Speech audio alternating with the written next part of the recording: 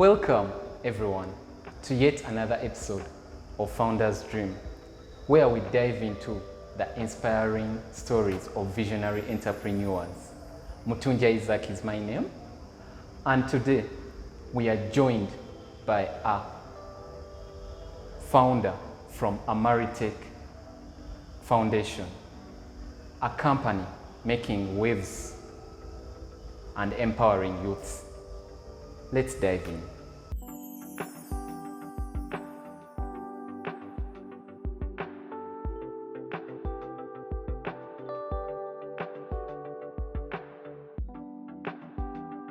Linda, thank you for joining us today on the Founder's Dream. It's really a pleasure hosting you here. Thank you for having me, Isaac. I'm very excited to be here. Let's start at the beginning. So Linda, at what point in time did you get that urge? What evoked you to become the Linda you are now? What evoked me to be the Linda that I am today? To be honest with you, I was never this kind of person. I grew up with a very low self-esteem. Growing up, my mom went to be the Lord when I was just 5 years old. So I grew up in an environment that was not very supportive, an environment that did not really speak nurturing words into me. So I really never grew up seeing myself as someone really precious or important. And for me, things changed for me back in 2016. In 2016, I was working in network marketing then, and I had a very great team leader, and he was called Coach Mustafa. I keep telling people that I don't know where I would have been today if it was not for Coach Mustafa, because I was at a point in my life where, just like most girls, I'm like, let me find myself a rich man who will marry me and then change my life, you know? I was at a point where I believed that you cannot succeed if you don't know someone. I was at a point saying that, what's the point? I don't know anyone. I'll never make it in this place called Kampala. And then also I was at a point whereby, you know, the drinking, the partying with other girls, you're just trying to be average because you don't think that you're extraordinary. You don't think that you're remarkable. So when I started to work in network marketing, in that company, it was called Total Life Changes TLC. I joined it because I was on a search of something to lose weight. At that time, I had a few extra pounds because of lifestyle, you know. So, but working with Coach, he started us on a journey of personal growth. And we started with a book called Think and Grow Rich. I used to have the negative attitude towards self-help books when I would see my brother reading them. And when he introduced us to the book Think and Grow Rich, we would meet every day in the morning by 6 up to 7. We were studying a book. Sorry, from 7 up to 8. So I had to be in town by 7 and we would study this book.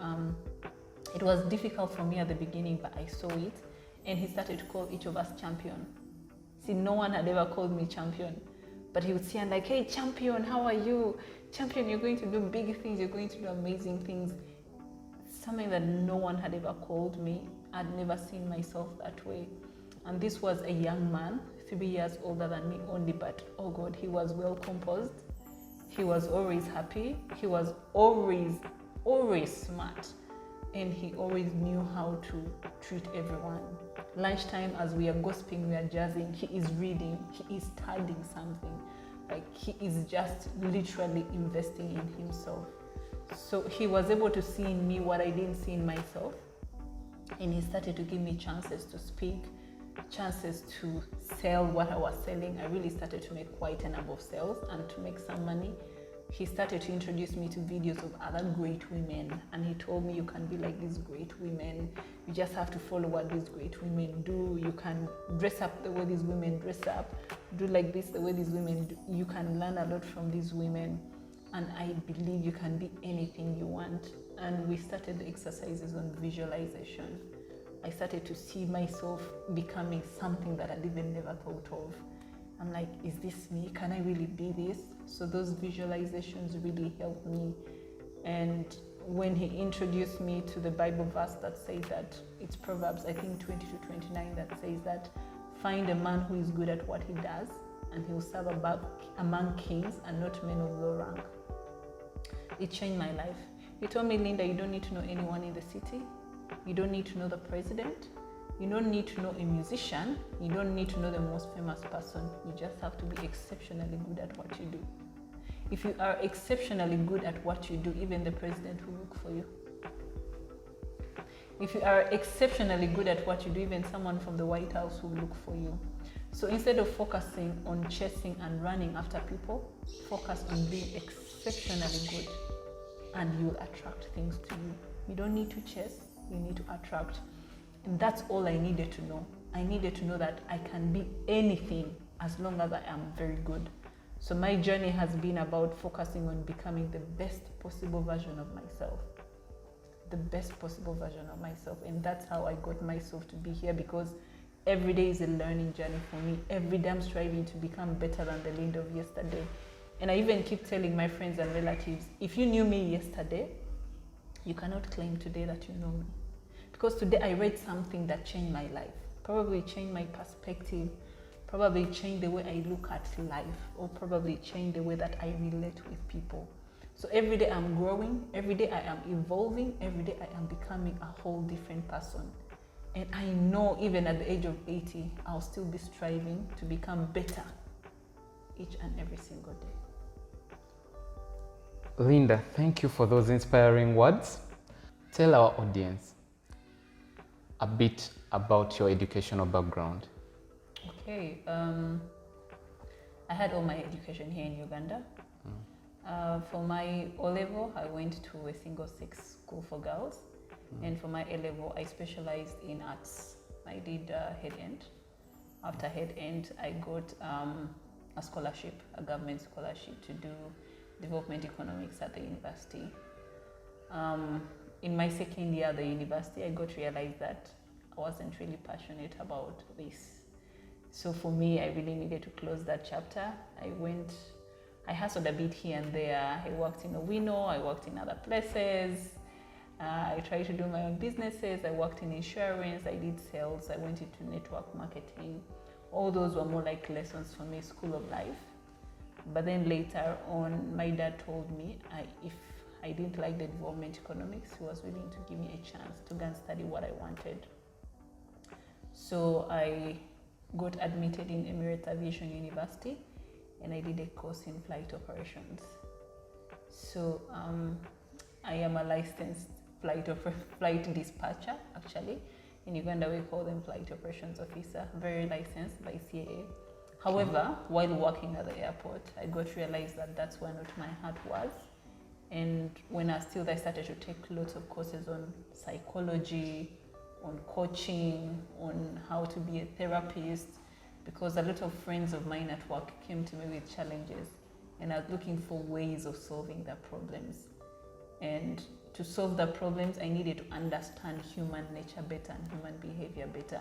So I ended up taking lots of classes on human behavior and getting quite a number of diplomas in areas of human behavior. Wow, it's incredible. It clearly shows that your educational background has really impacted on your interview. So tell us, how has it impacted on your as an entrepreneur, on your journey as an entrepreneur? Well, for me, I think it comes with lots of diversity, learning a lot from different fields and from different industries. And for me, what I do now comes from a point of passion. It's not from a point of I have to do this, or the point of I have to prove to someone something. Because first of all, doing the course development economics, I had to do it because someone told me to do it.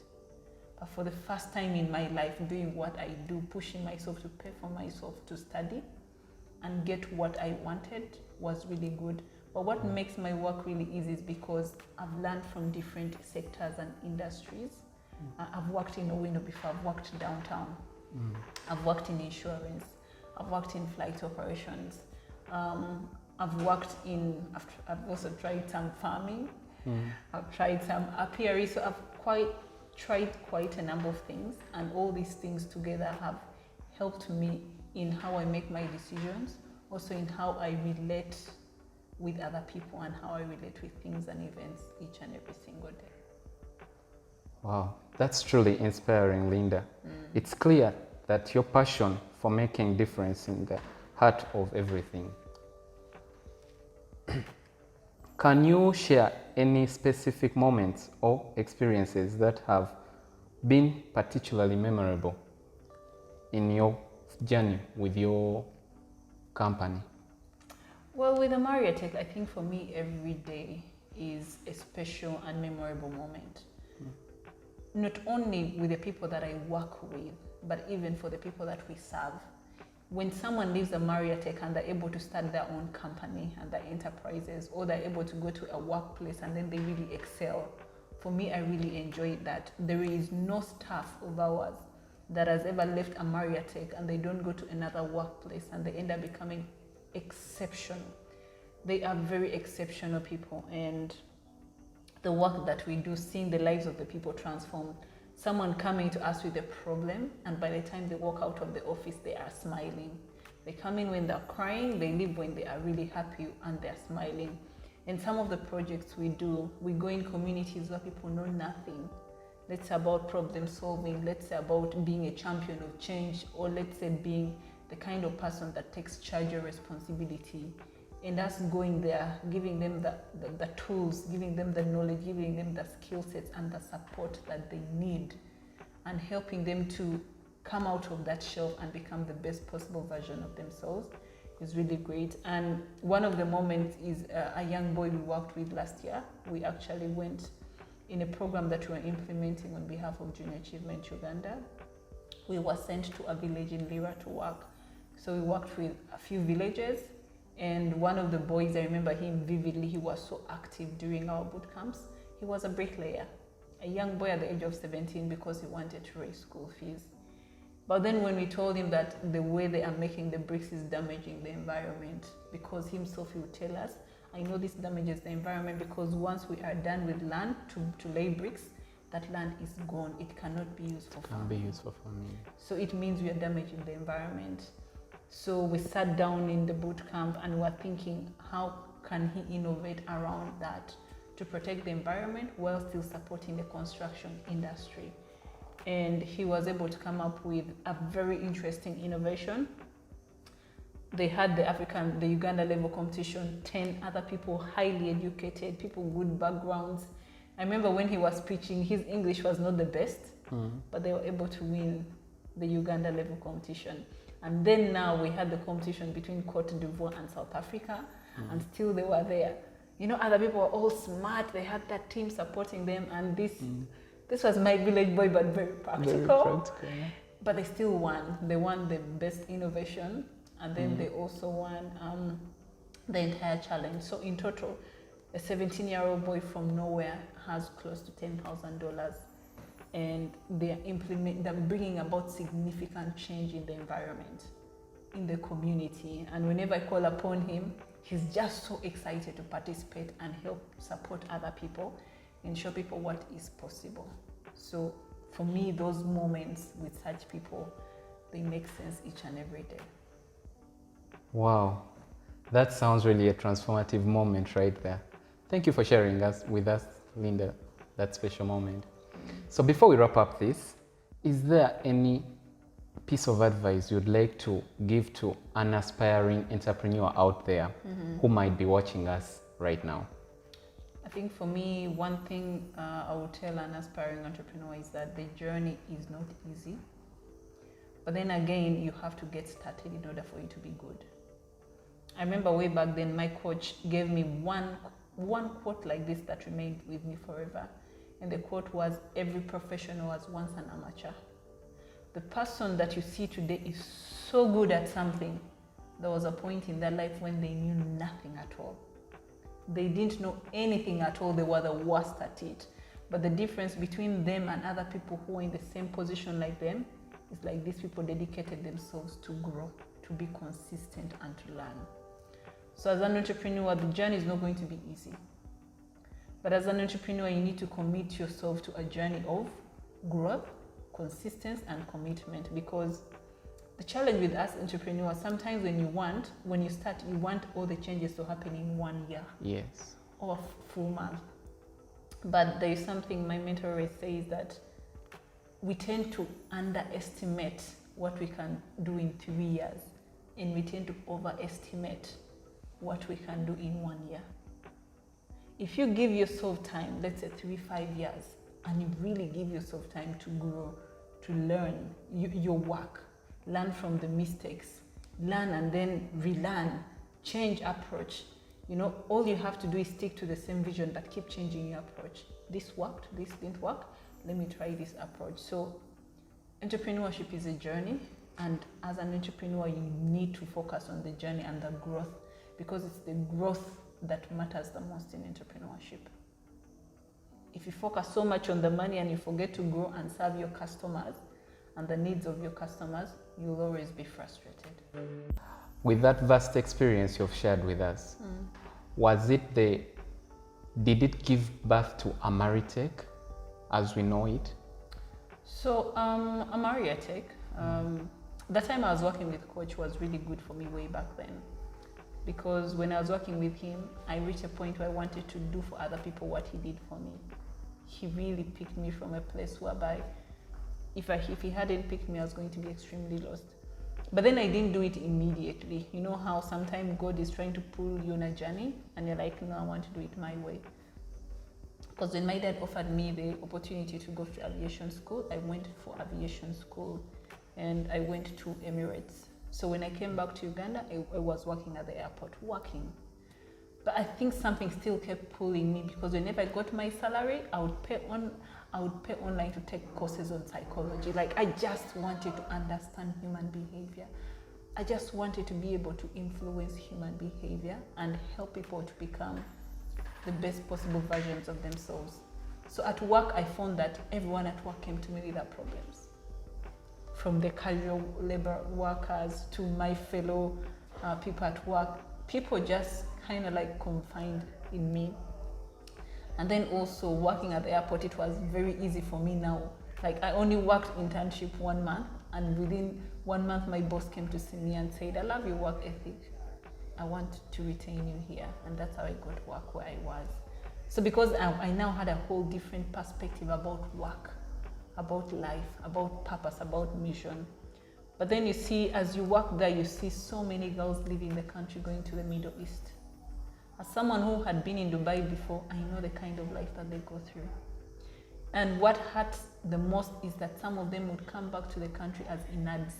Inads are people who are not, or people who are being chased away from the country. And for some of my friends who had worked like in Dubai, when they come back, they save their money to come and invest. But then when they invest, they don't know about the market. They don't know about investment. They lose the money, then they have to go back. It's a whole cycle repeating itself. You're trying to run away from poverty, but again, you're coming back to poverty. And the life that they're living there is not the very best. We are having doctors going to work as housemaids. We are having lawyers having to work as waitresses and waiters. And yet this country needs that knowledge. This country has invested in that knowledge. And one day I just woke up and I told myself, I can't see this anymore. I need to be in position to help these people to realize that at home we can create opportunities and we can thrive without all the brain drain. And then also for the young people who are going like to the Middle East, before they go there, I want to put systems in place whereby anyone who has a business idea or someone who wants to do a business venture, they can come and get all the support that they need so that they do not lose the money that they had to earn the hard way. So when I try to talk to some of them about leaving the country, they're like, it's easy for you to say because you are employed. For us, we don't have work, that's why we go to look for work. So it was pointless. And I told myself, you know what? Let me quit my job so that I show these people that I can start from scratch and I can make it in this country. So for me, it was, let me leave it and then I show people that it's possible while also helping other people in the process. And that has always been the vision and the mission of Amariatek, doing those things, trying to show people what is possible and also being in position to support those that need. Look for people who are genuinely interested in making transformations and changes in their lives and helping them. So also the name Amariatek, it's a Luo word which means I love you so much. Yes, I wanted to actually ask you that because I was hearing Amaritek, and I wanted to ask you, is it your last name? But Thank you for clarifying that. So, Linda, on this inspiring journey, because it's so inspiring, tell me about the obstacles or challenges you've come across while forming this foundation. What are those memorable experiences that when you sleep, you really go back and reflect and like, really? All I can say is that even today, I still experience challenges. I think in life, we will never have a problem-free moment in life. But then there are certain challenges that were very significant because I started off this journey when no one had ever taught me about entrepreneurship, when no one had ever taught me about the kind of work that I'm doing. I came to do this work from a place of passion. I didn't know about business, I didn't know about pitching, I didn't know about how to do a business plan, I didn't know how to strategize for business. I just had an idea which I thought would work. But coming down on ground to the reality, what I thought, the idea of what I had was different from what the market actually needed. So you're struggling to get customers, you're struggling to make things happen, things are just not working. You are still a young organization, you don't have work experience, you don't know things about paying taxes. I remember there's a time I got a penalty because I did not file taxes in my first year. And I'm like, what the hell is this now? Then the issues of rent. You know, you first have your money, you save it, you pay rent. A few months down the road, you can literally not afford rent. So you're going to be tossed around from one place to another. Then you are making terrible mistakes in business. Because when we started Amariatek, I wanted to serve every young person in this country below the age of 35. And I wanted to cater for all their problems. But after some time, I got to realize that you can't serve everyone. You need to pick a niche. So we ended up narrowing the group that we were serving from the age of 13 to the age of 25. And we also ended up narrowing the kind of problems that we were addressing. We realized, yes, young people have so many problems, but we're not going to address all those problems.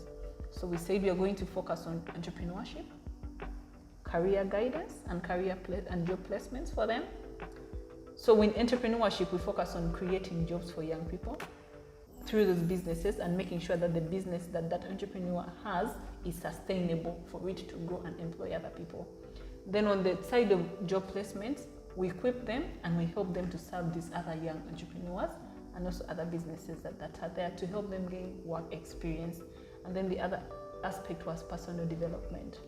All these things are useless if a young person cannot grow to become the best possible version of themselves. So learning to narrow that. But let me tell you, every single day is a challenge of knowing how to manage people, a challenge of knowing how to communicate. The days when you just want to cry. I remember there's a time in my first year, things were so difficult. I sat on the carpet on my thingy in my office, and then I started to cry. I cried like for 30 minutes. After crying, I tell myself, so now that you've cried, what has changed? The problem is still here, and you have to address the problem. And that's when I told myself, you know what, crying is not a solution.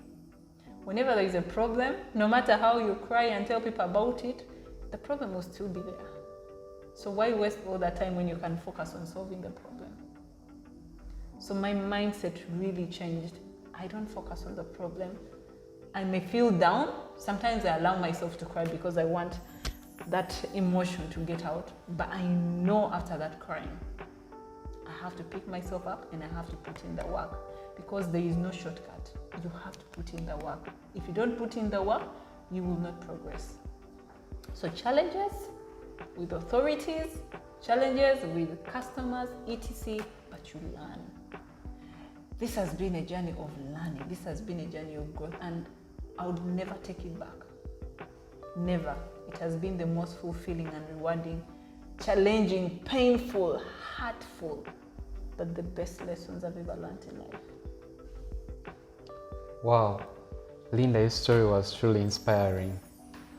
Before we wrap up this, for the viewers out there watching Founder's Dream, give us any piece of advice for a young person aspiring to be an entrepreneur like you.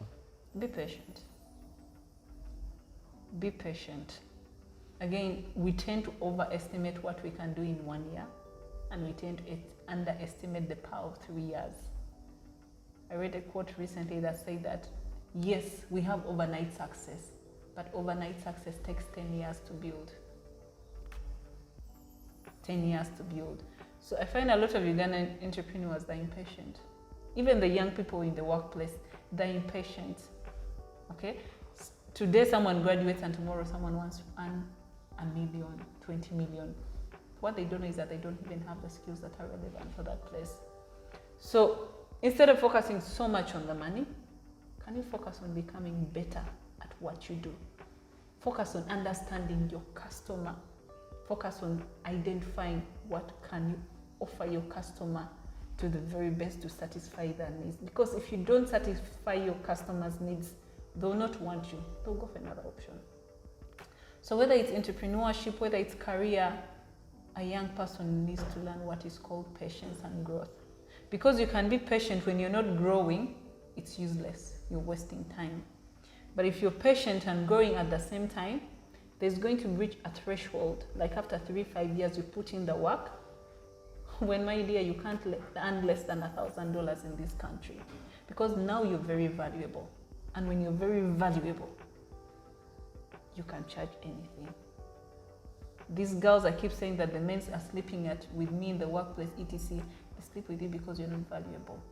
A company that finds you valuable will retain you. Wow, that was truly remarkable. Well, you've heard it from herself, the CEO, Amariatek Foundation.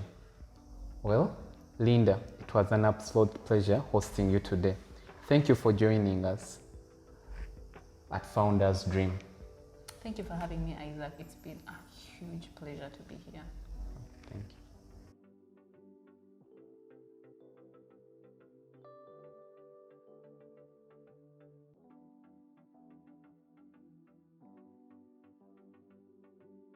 Thank you for joining us on this episode of Founders Dream. As you've heard from the founder of Amariatek Foundation, it has been an inspiring story and journey. Here at Founders Dream, we capture stories of founders and entrepreneurs breaking boundaries in communities out there. CBM, catch the moment, everywhere, all around. You can follow us on all our social media handles at Facebook, Twitter, Instagram, YouTube. Until the next episode, ciao.